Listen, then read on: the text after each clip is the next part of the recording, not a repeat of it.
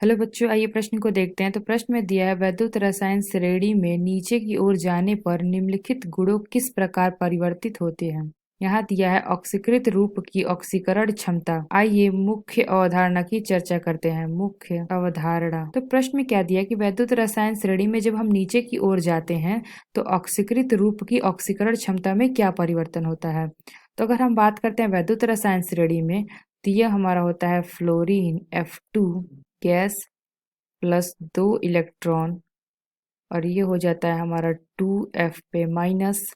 फिर होता है लिथियम, फिर होता है हाइड्रोजन यानी कि H plus 2 H plus plus 2 electron, और ये बना लेता है H2 गैस। और फिर अगर हम सबसे नीचे की बात करें तो सबसे नीचे हमारा होता है श्रेणी में लिथियम प्लस इलेक्ट्रॉन, ये हो जाता है Li सॉलिड। तो अगर इसकी मानक अपचयन विभव की बात करते हैं E0, तो वैद्युत रसायन श्रेणी में क्लोरीन का E0 हमारा कितना होता है प्लस 2.87 वोल्ट, और H प्लस का होता है E0 बराबर 0.0 वोल्ट, और लिथियम का होता है E0 बराबर माइनस 3.05 वोल्ट। तो जब हम वैद्युत रसायन श्रेणी में नीचे की ओर जाते हैं तो जो हमारा मानक अपचयन विभव है यानी कि E0 जो हमारा है वह क्या होता है, घटता है। तो जब मानक अपचयन विभव घटता है तो ये जो हमारा ऑक्सीकारक क्षमता है, ऑक्सीकारक क्षमता, तो ऑक्सीकारक क्षमता जो हमारा होता है ये समानुपाती होता है किसके, मानक अपचयन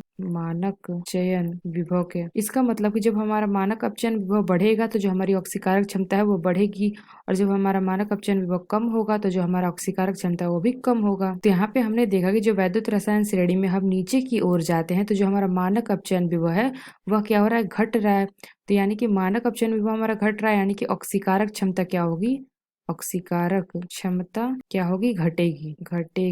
तो वैद्युत रसायन श्रेणी में नीचे की ओर जाने पे जो हमारा ऑक्सीकारक क्षमता है वो क्या है, घटता है। इसका अर्थ कि जब हमारा ऊपर सबसे ऊपर जो हमारा है मानक अपचयन विभव ये अगर अधिक होगा तो हमारा जो ऑक्सीकारक क्षमता है वो भी अधिक होगी। अगर हम नीचे की बात करें जिसकी मानक अपचयन विभव क्या है, कम है, तो जिसकी ऑक्सीकारक क्षमता होगी वो भी कम होगी। तो आशा करते हैं आपको समझ में आया होगा। धन्यवाद।